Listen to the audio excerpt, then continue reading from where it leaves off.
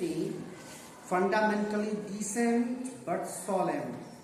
Self-important, बड़ा अच्छा phrase है. Pompous, preferably he should be a heavy, slow-moving type. He notices, notices fears. अब यहां दिया है कि जॉर्ज पियर्सन का जो रोल करेगा उसकी पर्सनालिटी कैसी होगी. जॉर्ज पियर्सन यानी मिसेस पियर्सन के हस्बैंड. तब हस्बैंड की भी बैंड बजेगी. आते हैं 50 के लगभग हैं. देखने में फंडामेंटली डिसेंट, देखने में डिसेंट टाइप है, शांत रहने वाले, लेकिन कैसे हैं? Self important. वो इंसान जो खुद को महत्व ज्यादा देता हो. मतलब सेल्फ सेंटर्ड कह देंगे तो बेइज्जती ज्यादा हो जाएगी, तो सेल्फ इंपॉर्टेंट वर्ड यूज कर लिया. और जो पर्सनालिटी होगी जॉर्ज पियर्सन की वो कैसी होगी? Heavy, slow moving type. 50 साल उम्र है तो उम्र अपना असर दिखाती है. आदमी थोड़ा सा गंभीर हो जाता है, बहुत फुर्ती में नहीं होता, तो वजन भी ज्यादा होगा जो भी उनका रोल करेगा, और साथ में मूवमेंट उसकी जो है थोड़ी स्लो होगी. तो जॉर्ज पियर्सन आते हैं और देखते हैं बेटी की आंखों में आंसू. तो बेटे कितना भी रोते रहे, पिताजी लोग को असर थोड़ा कम पड़ता है, लेकिन अगर बेटी की आंख में आंसू छलक जाए तो पूरा घर जो है सर पे उठा लेते हैं पिताजी लोग. और माताओं के साथ ये होता है कि वो बेटियों को कूटती हैं. उनको बेटे के आंसू नहीं देखे जाते. नॉर्मली घरों में ये होता है, बेटों को बिगाड़ने में माँ का हाथ और बेटियों को बिगाड़ने में पापा. हाँ, बेटियों को बिगाड़ने. आजकल तो बड़ा टर्म चला है, पापा की परी, है ना. और पापा की परी से अब नया फ्रेज आया है मम्मी का परा. परी का परा हो गया. वो कोई लड़का है, उसको बाकायदे पंख पहना दिए हैं सर, और दिखाया कि मम्मी का परा है ये. अच्छा, तो इस तरह से नए नए जो है फ्रेजेस डिजाइन किए जा रहे हैं. ये बहुत इंटरेस्टिंग बात है. देखिए, अगर तुम साइकोलॉजी में जाओगे, देयर आर 2 कॉम्प्लेक्सेस. 2 तरह का कॉम्प्लेक्स होता है. उसके लिए मॉडर्न लैंग्वेज में हम लोग अलग अलग ये शब्द दे दिए. जैसे पापा की परी, इस पर एक कॉम्प्लेक्स है साइकोलॉजी में, that's called Electra complex. Electra complex कहा जाता है the relation between father and daughter. उसमें होता ये है, इलेक्ट्रा एक लड़की थी. इलेक्ट्रा एक लड़की थी और उसके माँ को जो है, माँ नहीं, उसके पिता को माँ और चाचा ने मिलकर मार दिया था. तो इसका बदला लेने के लिए उसने अपनी माँ को मारा. इलेक्ट्रा की कहानी ये है. मतलब वो कहानी दिखाती है बेटी का प्यार किस हद तक होता है पिता के लिए. इडिपस कॉम्प्लेक्स और बुरी कहानी, इडिपस के नाम पर. इडिपस कॉम्प्लेक्स क्या बताता है? माँ का प्यार बेटे के लिए या बेटे का प्यार माँ के लिए. इडिपस उस राजा की कहानी है. मतलब हिंदुस्तान के संस्कृति में तो ये सुनकर के लोग बेहोश हो जाएंगे जो कहानी है वो कहानी क्या है? इडिपस जब पैदा हुआ था तो ज्योतिषियों ने देखकर बता दिया था कि ये लड़का अपनी ही मां से शादी करेगा. तो राजा जब सुना तो उसका माथा फिर गया. तो उसने कहा कि तो इसको खत्म ही कर देते हैं, न रहेगा बांस न बजेगी बांसुरी. लेकिन जो होना रहता है वो होना रहता है. मारने वालों को लगा छोटे बच्चे को क्या मारे, कहीं ले जाके दूर कहीं छोड़ देते हैं, इधर कहीं आएगा नहीं, कहीं कुछ नहीं होगा. तो बच्चा तो बच गया. और बच्चा जब बच गया तो भविष्य में बड़ा होकर के अपनी योग्यता, चूंकि राजा का बेटा है, जहां भी रहेगा क्वालिटी तो रहेगी ही. बड़ा हुआ, अल्टीमेटली कहीं का राजा वो भी बन गया. और एक समय आया उसने पड़ोस वाले राज्य पर चढ़ाई कर दी. उसको पता नहीं कि वो पड़ोस वाला राजा उसका बाप है. तो तो उस समय जो होता था, जब एक राजा दूसरे राजा को हराते थे तो उनकी रानी को अपनी रानी बना लेते थे। तो उसने जो है उसकी रानी को अपनी रानी बना लिया। और मामला यही नहीं रुका, मामला आगे गया। 2-3 बच्चे हुए उस रानी से उसको।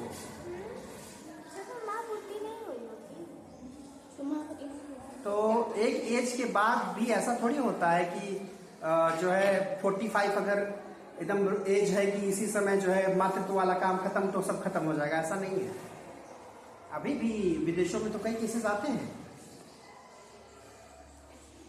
ऑब्वियस है कि ये बहुत आश्चर्य की बात नहीं है। जैसे किसी को अगर कम उम्र में बच्चा हो जाए, जैसे पहले की महिलाएं शादी 13-14 साल में हो जाती थी, 16-17 साल में माँ बन जाती थी। तो अगर कोई 20 एज में ही अगर माँ बन जाए तो उसका बच्चा जो अगर 20 का होगा तो 40 की ही तो रहेगी, तो हो नहीं सकता है। फिर ये हुआ और फिर बड़ा भयंकर अकाल। तब वो जो है उसने कहा कि पता करो कि क्या दिक्कत है राज्य के साथ, इतना सूखा क्यों पड़ रहा, लोग इतने परेशान हैं, कहाँ कुछ गड़बड़ है। तो जब आए लोग कैलकुलेट किया तो बताए तो हुआ कि जो भी जिसने कोई गलती की होगी उसको सजा मिलेगी। तो डरते डरते उन सबों ने बताया कि महाराज वो पापी आप ही हैं।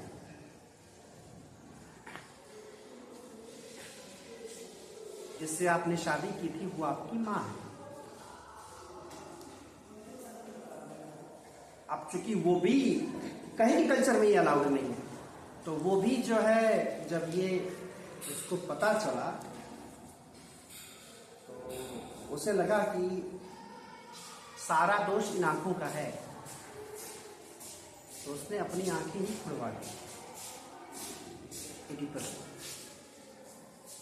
तो उस इडिपस राजा के नाम पर इडिपस कॉम्प्लेक्स का नाम पड़ा है साइकोलॉजी में। The love that a boy has for his mother, और मदर हैज दैट अफेक्शन। वो माँ का प्यार तो खैर जग जाहिर है। स्थिति ये है कि पहले भी शायद मैंने बताया होगा, हमारे यहाँ आसमान में रात में देखोगे एक तारा जो है बहुत चमकता हुआ दिखेगा, शुक्र है वो। शुक्र बहुत चमकता है, चमकीला ग्रह कहा जाता है शुक्र। एक तारा तुम्हें दिखेगा हल्का पीलापन लिए हुए, वो बृहस्पति है। तो हमारे यहाँ कहानी आती है बृहस्पति और शुक्र की।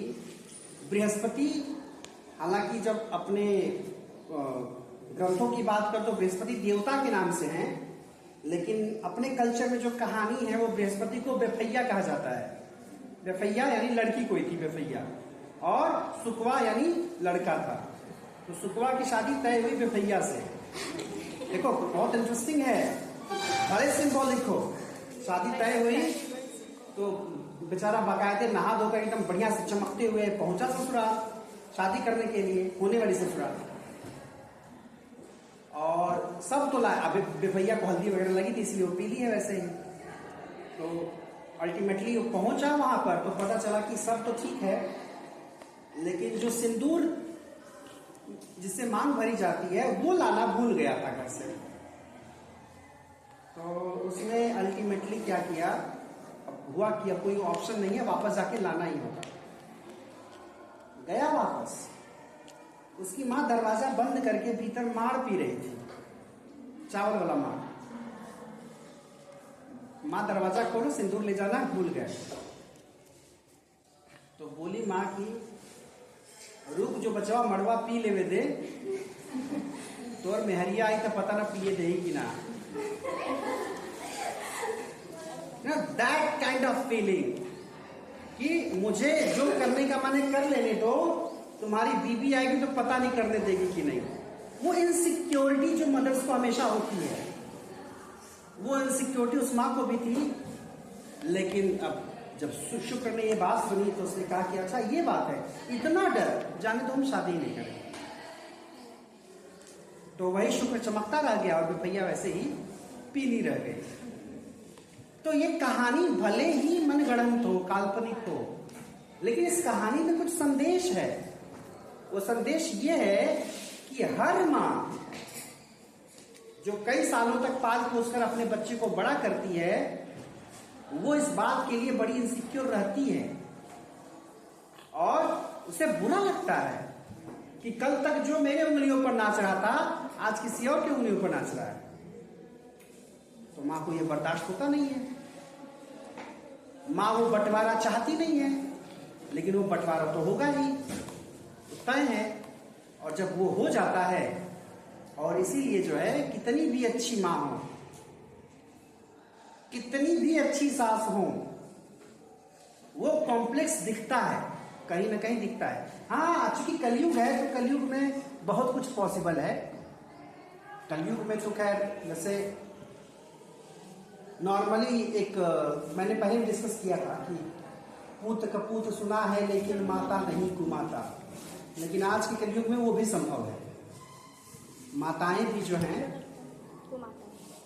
कुमाता हो सकती हैं और पिता भी वैसे हो सकते हैं। अभी फिलहाल में एक न्यूज आई थी कि कोई पिता जो है, उसको पत्नी के इलाज के लिए पैसा नहीं था, अपने बेटे को ही बेच दिया उसने, छोटा बच्चा था। तो ये आज के समय में ऐसे कई उदाहरण भरे पड़े हैं। खैर, मुद्दे पर आते हैं। तो जब जॉर्ज ने डोरिस को देखा रोते हुए, hello what this, can't get to cry about, तो जॉर्ज ने कहा, रोने की क्या बात है, रो क्यों रही हो तुम? जो नॉर्मली यहाँ हर दूसरे तीसरे दिन कुछ गर्ल्स से टीचर्स को पूछना पड़ता है, क्या बात है, क्यों रो रही? तो डोरिस सुबक रही थी। सुबक रही है तो बोली कि अच्छा, रोने की कोई बात नहीं है, यू विल सी, पता चलेगा अभी आपको कि रोने की बात है कि नहीं। Doris runs out left with a sob और टू ऑन द वे, और सुबकते हुए भाग जाती है। George stares after her moment, then looks at Mrs Pearson. Did she say you will see? अब उसके पिता को भरोसा नहीं हुआ कि कौन सी बात कह रही है कि आपको पता चलेगा। क्या ऐसा कहा उसने? यस, हाँ। What did she mean? Mean का दो मतलब होता है। एक मीन मतलब होता है मतलब या मतलब होना, अर्थ होना, और एक मीन का मतलब होता है कमीना। जब कहा जाए यू मीन दांत पीस करके, तो वो मीन जो है गाली हो गई। और व्हाट डू यू मीन, तुम्हारा मतलब क्या है? व्हाट डिड शी मीन, क्या मतलब है? Better ask her. अब पुरानी वाली मिसेस पियर्सन होती तो कुछ न कुछ बातें कहती। अब ये जो है करी बेहतर है, तुम उसी से पूछो। George looks slowly again at the door, then at Mrs Pearson. Then he notices the scowl that Mrs. Pearson raises for under sick. His eyes almost bulge. एक बार देखा जिधर गई बेटी, फिर पत्नी को देख रहा है अपने, और हाथ में स्टाउट सिप लिए जा रही है। देख करके ऐसा लगा उसकी आंखें बाहर आ जाएंगी। मतलब वो अभी मैं एक देख रहा था कि एक कॉमेडी में बता रहे थे सब कि कुछ हमने देखा, मेरी आंखें ही बाहर निकल पड़ी, उसको मैंने लकड़ी से जो है दबा करके भीतर किया। तो आंखें निकल पड़ने का मतलब आश्चर्यचकित हो गए, है ना? आंखें निकलने का मतलब सच में आंख बाहर नहीं आ गई। Stout, yes, what are you drinking stout for? Because I fancied some at this time of day. Yes, what's wrong with it at this time of day? Nothing, I suppose, any, but I have never seen you do it before.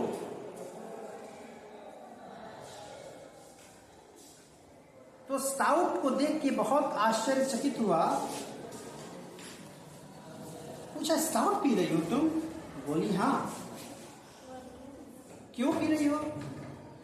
I fancy सम, मन किया इस समय। तो बोली, समय में क्या problem है? हाँ, नहीं कोई दिक्कत नहीं है, लेकिन तुमको ऐसे देखा नहीं कभी। देखो यहां नाम पता चल रहा है, पहली बार ही is taking name of Mrs Pearson. क्या नाम है उनका? एनी नाम। एनी फ्रैंक वाली एनी भी याद रखोगे तो याद रहेगा। Well you are seeing me now. बोली कि अभी तक तो नहीं देखे, तो अब देख लो, पी रही हूं with a heavy distaste. Yes, and I don't like it. It doesn't look right. I'm surprised at you. बोला देख तो रहा हूं, लेकिन मुझे ठीक नहीं लग रहा, मुझे आश्चर्य हो रहा है तुम पर। Well, that ought to be a nice change for you. बोली अच्छा, आश्चर्य अभी तक क्या था? आश्चर्य जैसी फीलिंग कभी होती नहीं थी, तो बोलिए तुम्हारे लिए एक अच्छा चेंज है। What do you mean? It must be some time since you were surprised at me, George.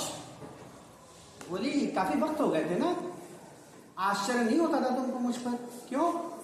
क्योंकि मिसेस पियर्सन पुरानी वाली भीगी बिल्ली बन के रहती थी, ये जो है कटहिया बिल्ली बन गई,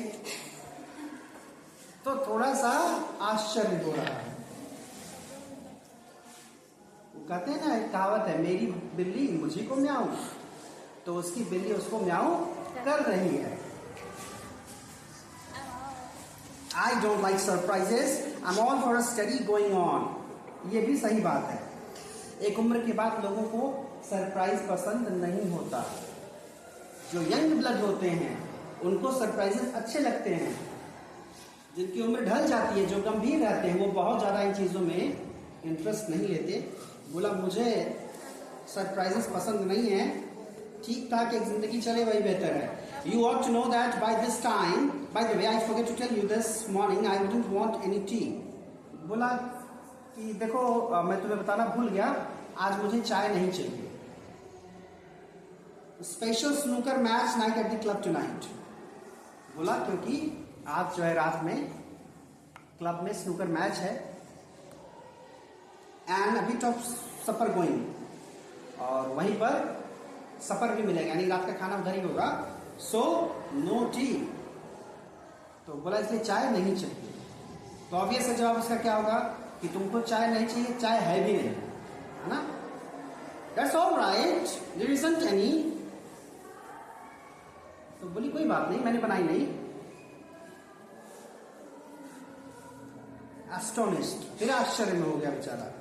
You mean you didn't get any ready? Yes, and a good thing too, as it's turned out. बोली हाँ बिल्कुल नहीं बनाया, और ठीक ही है ना नहीं बनाया तो, जैसा कि तुम अभी बता रहे हो।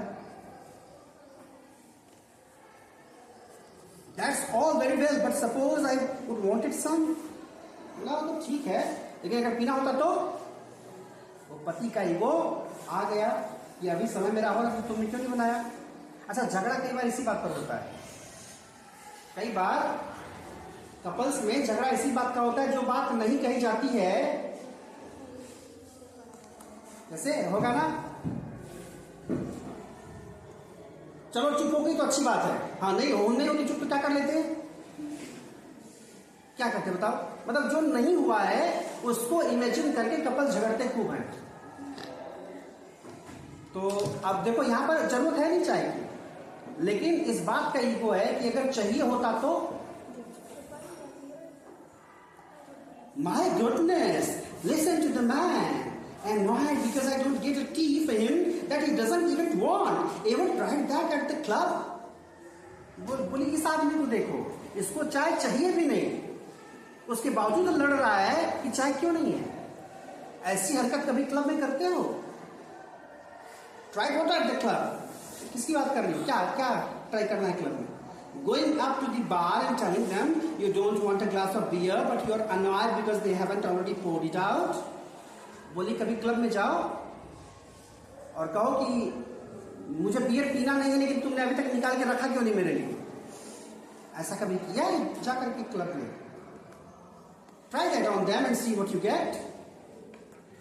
तो बोल रही है कि जाओ कभी ये ट्राई करके देखो क्लब में, और देखो क्या रिस्पॉन्स मिलता है तुमको। I don't know what you are talking about. मुझे नहीं पता तुम क्या बोल रही हो। They would laugh at you even more than they do now. बोली करोगे ना कभी तो अभी कम हंसते हैं सब तुम पर। मोटे आदमी बाद में ज्यादा हंसेंगे।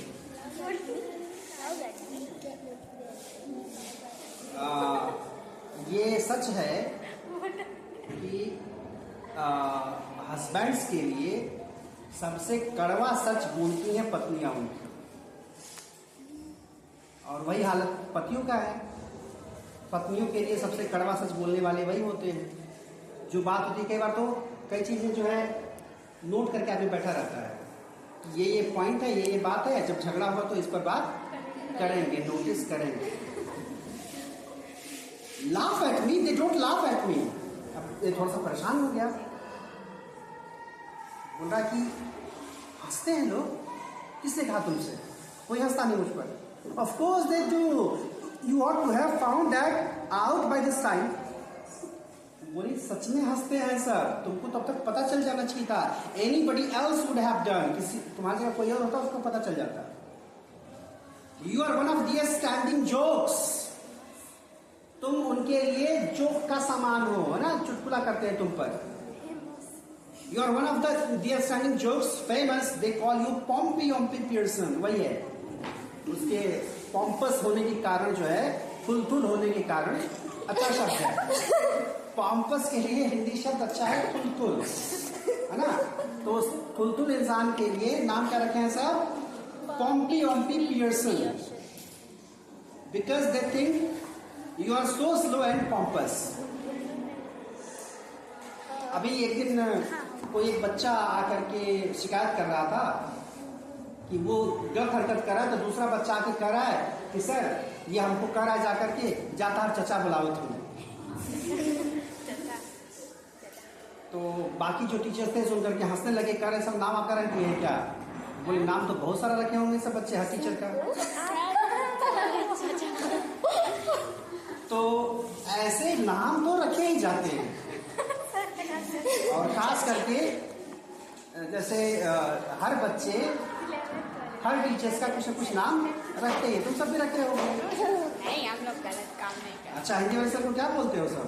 कुछ वो तो निराला अच्छी बात है ना सर। नहीं, उनका PhD किया, बहुत बड़ा नाम है ना, अखिल मोहन सर। तो क्यों अखिल सर बोलने में दिक्कत है? चाचा थोड़ी बनाते, गंदी बात नहीं कहते। They call you Pompey Ompy Pearson because they think you are so slow and pompous. बोले कि तुमको सब पॉम्पी ओम्पी पियर्सन कहते हैं क्योंकि तुम पॉम्पस भी हो और बहुत स्लो हो। अब जॉर्ज सुना कड़वा सच, तो कहते हैं ना कि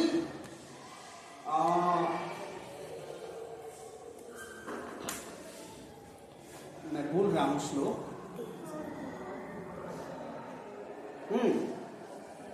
सत्यम ब्रूयात प्रियम ब्रूयात, न ब्रूयात सत्यम अप्रियम।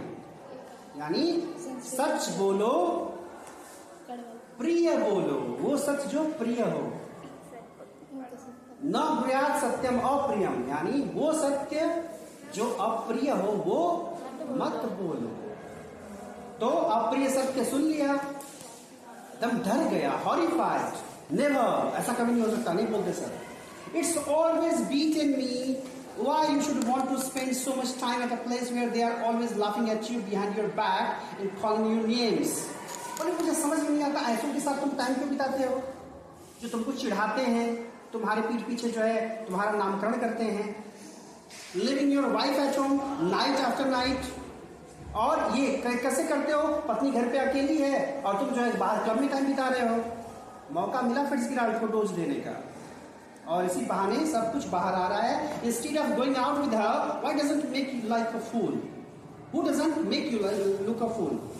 बोली कि तुमको समय समय पर पत्नी को लेके बाहर जाना चाहिए, घूमना फिरना चाहिए उसके साथ, और तुम जो है जाके क्लब में मजाक के पात्र बनते हो। कौन नहीं समझेगा कि तुम बेवकूफ को गधे हो।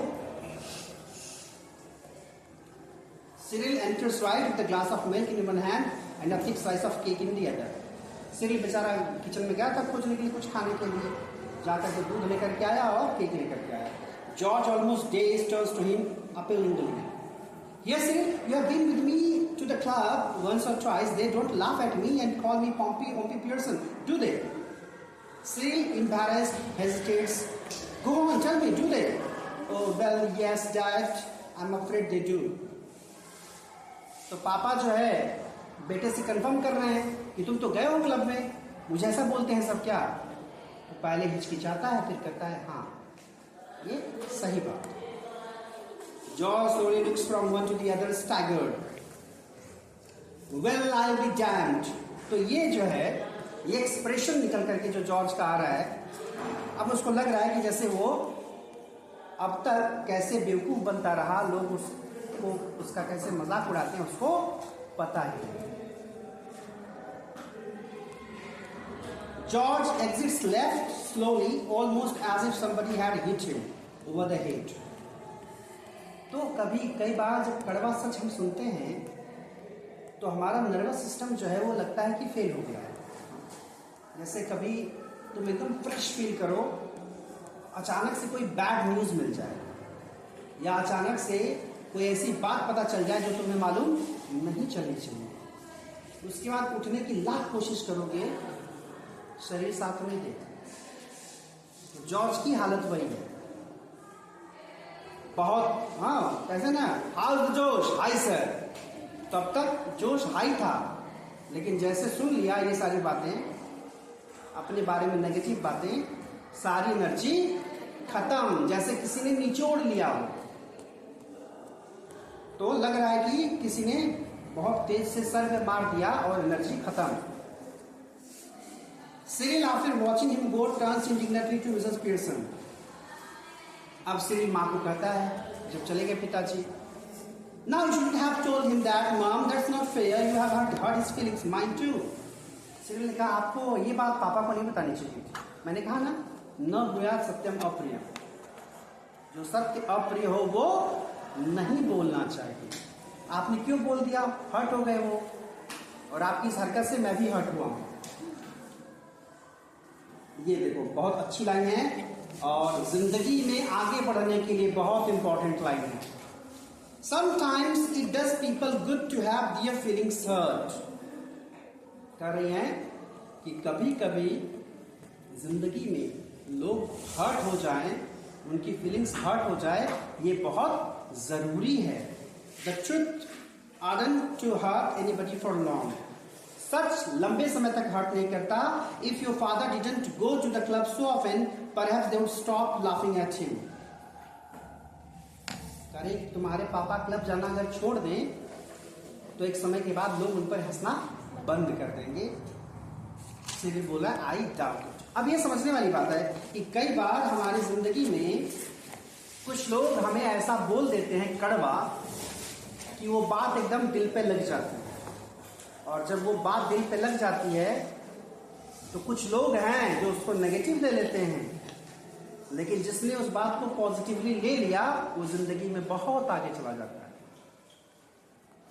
कहानी ध्रुव की याद करो, अगर सुना होगा कभी। दूसरी वाली जो सौतेली माँ थी, राजा की गोद में नहीं बिठा रही थी, डोंट टॉक।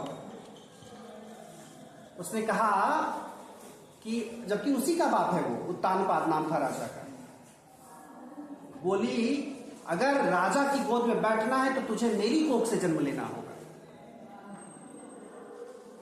तो जब उसकी मां को पता चला, पहली मां का नाम था सुमति, दूसरी वाली का नाम था सुरुचि। सुरुचि ने कहा, सुमति को यह बात पता चली तो बोली कि बेटा इस संसार के एक आम आदमी के गोद में बैठकर क्या मिलेगा तुमको? बैठना ही है, अपने पिता की गोद के लिए क्यों तरस रहे हो? अगर बैठना ही है तो इस पूरे ब्रह्मांड का जो पिता है उसकी गोद में बैठो। तो हर्ट करने वाली बात उस छोटे से बच्चे को की गई, और वो ध्रुव अल्टीमेटली एफर्ट लगाया उसने, जाके सीधे भगवान श्री विष्णु की गोद में बैठ गया तपस्या कर। तो ये है हर्ट होने का, ये फायदा होता है। कभी कभी हर्ट होना जरूरी होता है। इसमें अगर पॉजिटिव चांस निकाल करके ले आओ तो आगे बढ़ने की बहुत ज्यादा संभावनाएं होती हैं। ठीक है, आज की कथा संपन्न।